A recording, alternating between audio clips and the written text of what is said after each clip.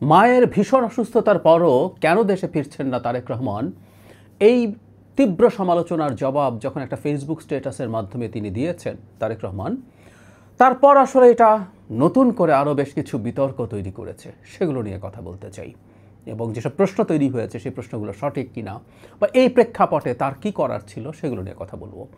তার আগে এটুকু হয়তো আপনারা খেয়াল করেছেন সবাই, সেটা হলো বেগম খালেদা জিয়ার অবস্থা স্থিতিশীল আছে, অ্যাটলিস্ট অবনতি হয়নি, স্থিতিশীল আছে। এবং তিনি যদি এরকম স্থিতিশীল থাকেন এবং আস্তে আস্তে কিছুটা উন্নতি করেন, আমরা খবর এটা পেয়েছি যে তাকে লন্ডনে চিকিৎসার জন্য নিয়ে যাওয়া হবে। আমরা জানি 5 আগস্টের পরবর্তী সময়ে তিনি লন্ডনে গিয়েছিলেন চিকিৎসার জন্য। উদ্দেশ্য ছিল লিভার ট্রান্সপ্লান্ট করা যায় কি না সেই ইভ্যালুয়েশন করা, এবং জানানো হয়েছে সেটা সম্ভব না, তার বয়স এবং যে পরিস্থিতি আছে এটা আর হচ্ছে না। আমরা খুবই এক্সপেক্ট করব, বারবার বলছি, বেগম খালেদা জিয়া যত বেশি দিন সম্ভব আমাদের সাথে থাকুন, বিশেষ করে আমাদের এই ডেমোক্রেটিক ট্রানজিশনের টাইমটাতে যে টার্ময়েলের প্রবাবিলিটি আছে, সে সময় তার মতো একজন অভিভাবক যাকে অবিশ্বাস্যভাবে প্রত্যেকটা দল মতের মানুষ সমর্থন করে, পছন্দ করে। এমনকি আওয়ামী লীগও মনে হয় তাকে এখন পছন্দ করবে, কারণ 5 আগস্ট পরবর্তী সময়ে পূর্ণ সুযোগ থাকার পরও প্রতিশোধ নেয়ার কথা বলা দূরেই থাকুক, ন্যূনতম বক্তব্যেও তিনি দেখাননি তাদের প্রতি কোনো রাগ ক্ষোভ আছে। অসাধারণ স্টেটস পারসন হিসাবে তিনি ওই সময় নিজের পরিচয় দিতে পেরেছিলেন। যাক, মূল আলোচনায় আসি। তারেক রহমানের দেশে ফেরা এবং তার যে জবাব, সেটাকে কেন্দ্র করে অনেক রকম প্রশ্ন নতুন করে হাজির হয়েছে। সরকার রেসপন্ড করেছে, কেউ কেউ তার এই বক্তব্যকে ধরে নতুন প্রশ্ন তৈরি করে এটা বোঝানোর চেষ্টা করছেন যেন তারেক রহমান যদি এই দেশের হাল ধরেন আমাদের সমূহ বিপদ আছে। তিনি আমাদের মনে থাকার কথা, গ্রোসলি তিনি যে কথাগুলো বলেছিলেন আসলে সেটা হচ্ছে তিনি দেশে আসার ক্ষেত্রে এটা তার সুযোগ অবারিত নয় এবং এটা তার একক সিদ্ধান্তের উপরে নির্ভর করে না, এবং তিনি এটাও বলেছেন যে এটা খুব বিস্তারিত কথা বলার স্কোপ নেই। এটা মানতে আমরা প্রস্তুত আছি। তার এই বক্তব্যের মধ্যে অস্পষ্টতা আছে এবং এই অস্পষ্টতার পরিকল্পিত, এটা একটা রিটার্ন স্টেটমেন্ট, এটা কোনো হঠাৎ করে আসা একটা প্রশ্নের জবাবে তিনি মুখে বলে ফেলেছেন তা না। একটা রিটার্ন স্টেটমেন্ট মানে পরিকল্পনা করে এটা লেখা হয়েছে এবং অতটুকুই বলতে চেয়েছেন। ইনফ্যাক্ট তাকে রেসপন্ড করতে হতো, কারণ মা মৃত্যুপথযাত্রী, এমনকি তিনি আমাদের মাঝ থেকে চলে যেতে পারেন এই প্রবাবিলিটি আছে। সেই প্রবাবিলিটিতে তার সন্তান কেন আসছে না, এটাকে ঘিরে একটা নোংরা রাজনীতি শুরু হয়ে গিয়েছিল। সুতরাং তাকে এটা অ্যাড্রেস করা আসলে দরকার ছিল। কিন্তু হ্যাঁ, সেই প্রশ্ন আসতেই পারে, কেউ বলতেই পারেন যে উনি অ্যাড্রেস করে নতুন ঝুঁকি তৈরি করলেন কিনা, কারণ এই ধরনের নতুন নতুন প্রশ্ন আসলো। কী প্রশ্ন আসলো? প্রথম, মানুষ কারণ খোঁজার চেষ্টা করছে কেন এটা তার হাতে না। অনেকগুলো প্রশ্ন। তাহলে কি সরকার তাকে আসতে দিচ্ছে না? এই প্রসঙ্গে আমরা যদি বলি, সেটা হচ্ছে সরকারের পক্ষ থেকে প্রেস সচিব জানিয়েছেন যে সরকারের দিক থেকে কোনো রকম কোনো বাধা নেই। কেউ কেউ খোঁজার চেষ্টা করলেন তবে কি প্রস্তুতি শেষ হয়নি? আমরা জানি যে তাদের ব্যবহারের জন্য বুলেট প্রুফ গাড়ির অর্ডার করা হয়েছে, সেটা কি আসেনি? অস্ত্রের লাইসেন্স কি হয়নি? এসব কেউ কেউ এমনকি সেনাবাহিনীর একটা অংশ এই ব্যাপারে দ্বিমত প্রকাশ করছে কিনা সেটা বলছেন, কারণ 1/11 সময় তার সাথে অত্যন্ত বাজে আচরণ করা, তাকে নির্যাতন করা একটা অংশ সেনাবাহিনীতে কি এখনও আছেন, বা না থাকলেও তাদের কেউ কি আছেন, তারা কেউ কি সমস্যা করতে চাইছেন? প্রশ্নগুলো এভাবে আসছে, আমি জাস্ট এগুলো উত্থাপন করছি। কিন্তু যে জিনিসটা সবচেয়ে বেশি আলোচনায় এসছে, যেটা আসলে চরম বিতর্ক তৈরি করেছে, সেটা হলো এই বিদেশি কোনো শক্তি এটার সাথে জড়িত আছে কিনা। বিবিসি বাংলা একটা বিস্তারিত রিপোর্ট করেছে, আপনার রিপোর্টটা চাইলে পড়ে নিতে পারেন। সেখানে বলা হচ্ছে এরকম, তবে বিএনপির কিছু সূত্র বলছে তারেক রহমানের ফেরার বিষয়ে প্রভাবশালী কয়েকটি দেশের আপত্তির বিষয়টি কাজ করে থাকতে পারে। তবে কোন দেশ, কেন ও কিভাবে তাদের এই আপত্তির কথা জানিয়েছে তার সূত্রগুলো নিশ্চিত করতে পারেনি। হয়েছে কি, বিবিসির এই কথাটাও খুবই ভেগ ধরনের। আপত্তির বিষয়টি কাজ করে থাকতে পারে, এবং এখানে কেউ আবার এটা বিশ্লেষণ করার চেষ্টা করছেন। দুটো দেশের নাম আসছে এখানে, ভারত এবং আমেরিকা। তাদের গ্রিন সিগন্যাল নাকি লাগবে তিনি দেশে আসার জন্য। আমি নিশ্চিত নই, মানে এটা আবার আমি বলি সব সময় যে একটা দেশের অভ্যন্তরীণ ব্যাপার বলে আমরা সব কিছু পাশ কাটিয়ে যাওয়ার চেষ্টা করি। বিষয়গুলো এত সরল না। পৃথিবী যেভাবে চলে, যেভাবে কাজ করে, এর মধ্যে ইন্টারন্যাশনাল পলিটিক্স থাকে, জিও পলিটিক্স থাকে, সেগুলোর ভিত্তিতে অনেক সময়ই আমাদের মতো দুর্বল ছোট দেশের অনেক সিদ্ধান্ত প্রভাবিত হয়, এটা ভুল না, এটা হতে পারে। সুতরাং বাংলাদেশের ভবিষ্যতে কি হতে যাচ্ছে সেটার সাথে আমেরিকার স্বার্থ তো জড়িত আছে, ভারতেরও স্বার্থ জড়িত আছে। For the time being Bharat defeated হয়েছে, কোনো সন্দেহ নেই, কিন্তু ভারত ফিরে আসার চেষ্টা করবে কোনো না কোনোভাবে, কোনো না কোনো ফর্মে। এখন প্রশ্ন হচ্ছে, যদি বিদেশি শক্তি কার্যকর থাকে, খুবই গুরুত্বপূর্ণ, অত্যন্ত প্রভাবশালী একজন ইনফ্লুয়েন্সার এই প্রশ্ন তোলার চেষ্টা করছেন যে তিনি যদি এরকম শক্তির প্রভাবেই দেশে ফিরতে না পারেন, তাহলে যখন জাতির ক্রান্তি লগ্নে যদি দায়িত্বে থাকেন তাহলে তিনি কি করবেন? প্রশ্নটা খুব ভালো হয়নি। কেন বলছি?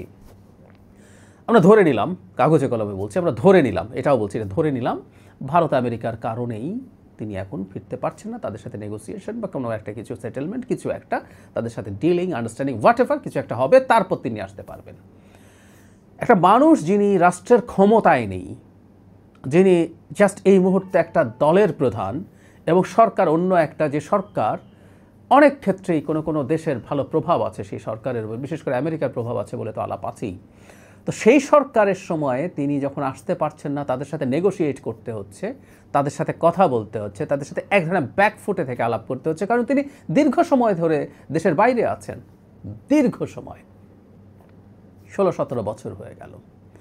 সেই মানুষটা যখন প্রধানমন্ত্রী হবেন, বাংলাদেশের নির্বাচিত প্রধানমন্ত্রী হবেন, এবং বিএনপি একটা ভূমিধ্বস বিজয় পাবে, নিশ্চিত থাকতে পারি আমরা। মানে অনেকে জামাত আর ইসলামী দল মিলে একটা খোয়াব দেখেন, সরকার গঠন করে ফেলতে পারে, সরকার গঠন দূরেই থাকুক, তারা রেসপেক্টেড নাম্বার, মানে মোটামুটি কাজ চলবে, সম্মানজনক একটা সিটও তারা পাবে বলে আমি মনে করি না। যাই হোক, সেই ডিবেটে ঢুকছি না। তো একটা ভূমিধ্বস বিজয় দিয়ে ক্ষমতায় আসা একজন প্রধানমন্ত্রী, রাষ্ট্রনায়ক, তিনি এই দেশগুলোর চাপ মোকাবেলায় কাজ কেন করতে পারবেন না? তিনি তো শেখ হাসিনা নন, কারণ তিনি ক্ষমতায় যাওয়ার জন্য ভোট চুরি করে তাদের সাহায্য নিয়ে ক্ষমতায় থাকছেন না। তিনি ক্ষমতায় যদি যান, এই দেশের জনগণের স্বতঃস্ফূর্ত ভোটে নির্বাচিত হয়ে যাবেন। সুতরাং তিনি ক্রান্তিলগ্নে ভারত আমেরিকার কথা শুনে দেশের স্বার্থের বিপরীতে কাজ করতে হবে, এটা ভুল। তবে আমি সবসময় যেটা বলি, গণতান্ত্রিক সরকার হলেও বড় দেশগুলো তাদের প্রভাব বিস্তারের চেষ্টা করে।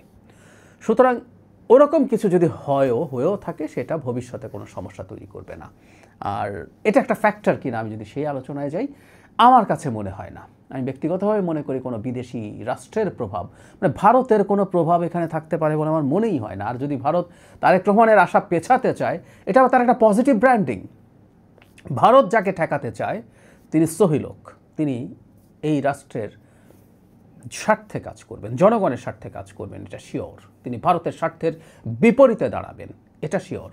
সুতরাং তারেক রহমানকে যদি ভারত বাধা দিয়ে থাকে, আমি জানি না কীভাবে দেবেন, সেটা আমি পজিটিভ বলেই দেখতে চাই। এমনকি আমেরিকাও যদি তার সাথে কোনো না কোনো ইস্যুতে কোনো আন্ডারস্ট্যান্ডিং বা ডিলিংয়ের চিন্তা করে, সেটা যদি রাষ্ট্রের কথা মনে করে তিনি দূরে থেকে আমেরিকাকে নাখোশ করে থাকেন ফর দ্য টাইম বিং, সেটাও পজিটিভ। তিনি দেশপ্রেমিক, এভাবেই প্রমাণিত হয় ব্যাপারটা। যাই হোক, আমি মনে করি না এই দেশগুলো এখানে একটা ফ্যাক্টর হিসাবে কাজ করেছে। আর তিনি যেহেতু বলেননি, আমিও আসলে খুব বেশি স্পেকুলেট করতে চাই না। এবং উনি বলছেন যে এর মধ্যে আসলে সম্পূর্ণ তার হাতে নেই, এর মধ্যে আরও অন্যান্য ইস্যুজ আছে, কম বেশি নানান কিছু থেকে থাকতে পারে। হলেও সেটা আমি আশা করি তিনি ওভারকাম করতে পারবেন, এটা হলো সবচেয়ে বড় ব্যাপার। আর এই ধরনের প্রেক্ষাপটে তিনি দীর্ঘদিন দেশে নাই, নানান রকম সেন্টার অফ পাওয়ার্স আছে দেশের ভেতরে, দেশের বাইরে, তাদের সাথে যদি কোনো না কোনো ফর্মে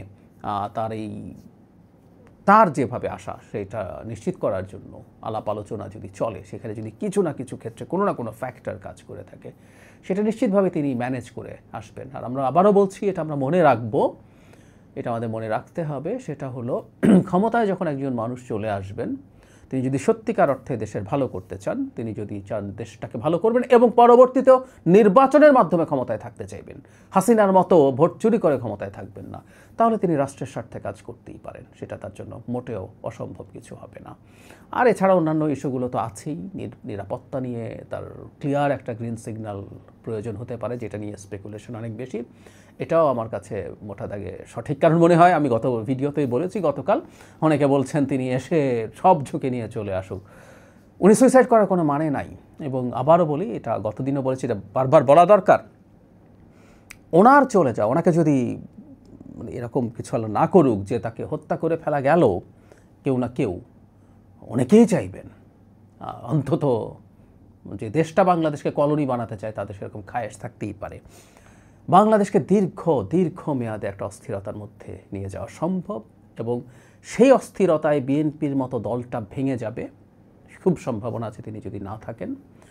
এবং মাথাচাড়া কারা দেবে আমরা বুঝতেই পারি। বাংলাদেশে একটা মোটামুটি ডান আর অতি ডানরা মিলে বাংলাদেশের মাটি দখল করবে, এবং এই প্রেক্ষাপট তৈরি হলে ভারত বলে আর অন্যান্য অনেক দেশের কথা বলে তাদের ইন্টারভেনশনের সুযোগ বেড়ে যায়।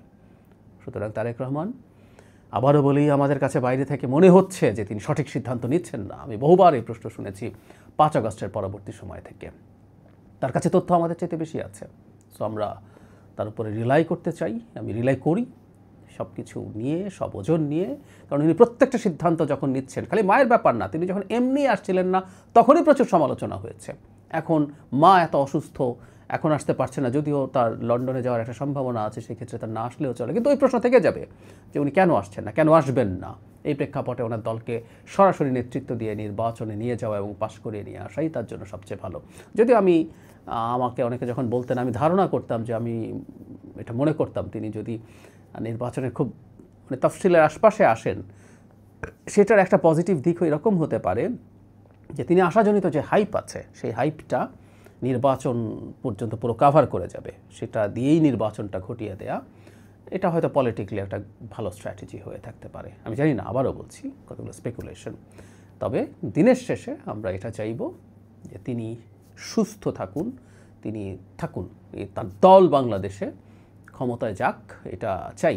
আমাদের আসলে আমরা যারা মধ্যপন্থী মানুষ, সব রকম সমস্যা স্খলনের পরও এই মুহূর্তে মাঠে আমাদের বিএনপি ছাড়া আসলে আর কোনো অপশন নেই, এবং সেই দলের নেতা জনাব তারেক রহমান ছাড়াও কোনো অপশন আসলে আমাদের সামনে নেই।